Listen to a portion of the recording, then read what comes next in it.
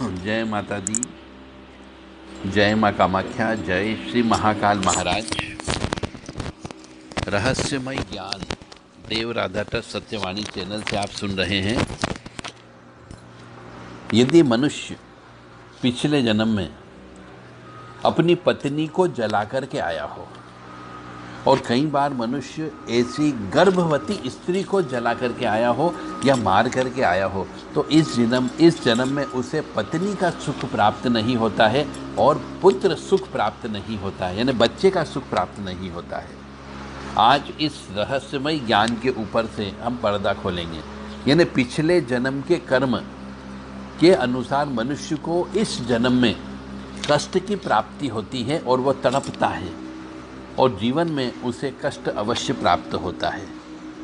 तो माँ कामाख्या, माँ जगत जननी आद्यशक्ति भवानी की तरफ से उनके चरणों में शीश झुकाते हुए कामाख्ये वरदे देवी नीलपर्तवासिनी तम देवी जगत माता योनि मुद्रे नमस्तुते।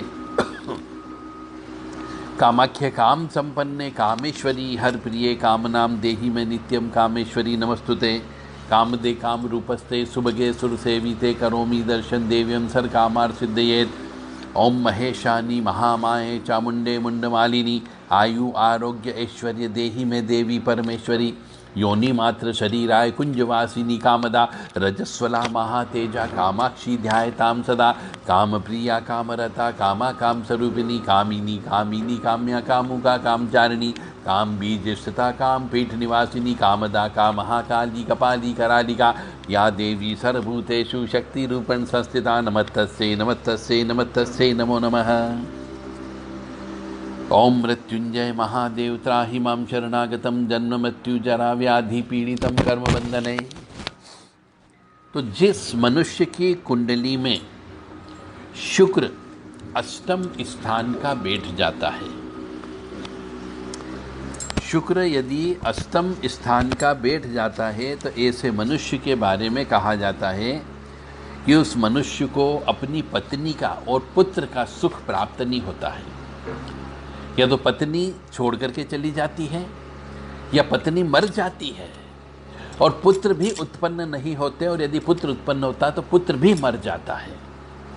और ऐसे पुरुष की स्त्री की जीबान काली होती है, यानी ऐसी स्त्री जिसको भी श्राप दे दे वह श्राप फलित होने लग जाता है।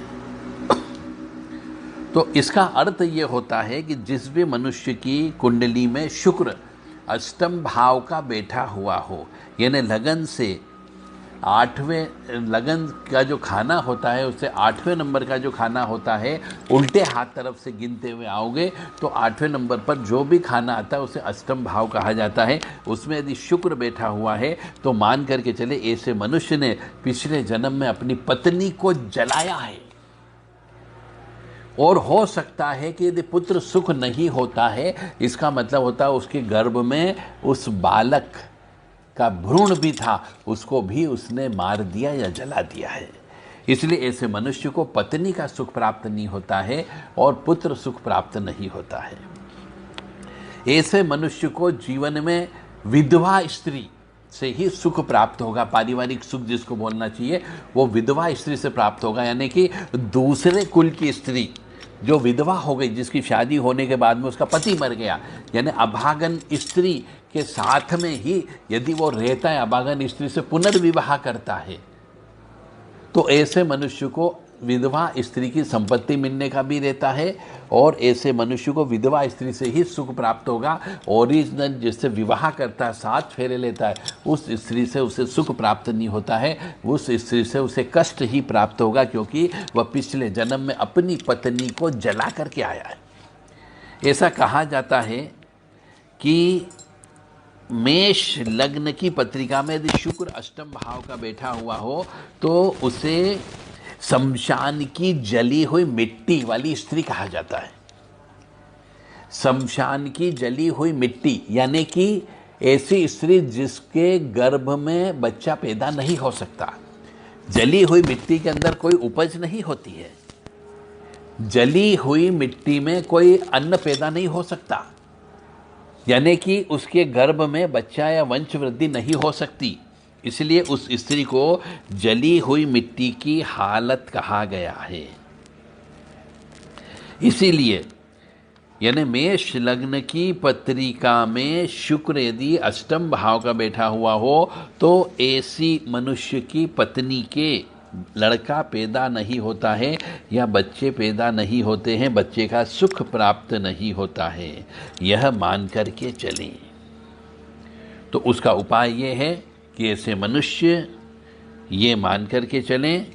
और यदि हम दूसरी तरफ से बात करें, यदि शुक्र अष्टम स्थान में होता है जिस भी मनुष्य के, विशेष तौर से पुरुष के, तो उसे विधवा स्त्री से विवाह करना पड़ सकता है और उस स्त्री से उसे संपत्ति भी प्राप्त होती है।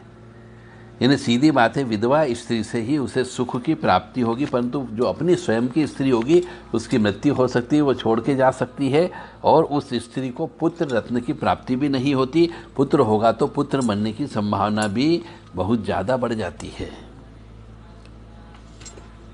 सीधी सीधी बात है, अष्टम स्थान पे शुक्र नहीं होना चाहिए था, यानी कि शमशान के अंदर शुक्र यानी कि स्त्री बैठ जाती है। जय माता दी, जय माँ कामाख्या। यानी जिस भी मनुष्य का शुक्र अष्टम भाव में बैठा हुआ हो मेष लग्न की पत्रिका में, ऐसे मनुष्य के, ऐसे पुरुष के साथ में विवाह नहीं करना चाहिए, क्योंकि उसका वंश आगे नहीं बढ़ेगा और यदि जो अपनी लड़की देगा वो लड़की मर सकती है। इसलिए ऐसे पुरुष के साथ विवाह नहीं करना चाहिए मेष लग्न की पत्रिका में शुक्र अष्टम भाव का हो तब। जय माता दी, जय माँ कामाख्या, जय श्री महाकाल। महाराजा ने पिछले जन्म के कर्म के अनुसार उसने अपनी स्त्री को जलाया है और जिसके गर्भ में बच्चा भी था, तो ऐसी स्त्री की जीबान भी काली रहती है और ऐसी स्त्री बहुत जल्दी मर भी जाती है, वो सिर्फ उसको कष्ट देने के लिए आती है।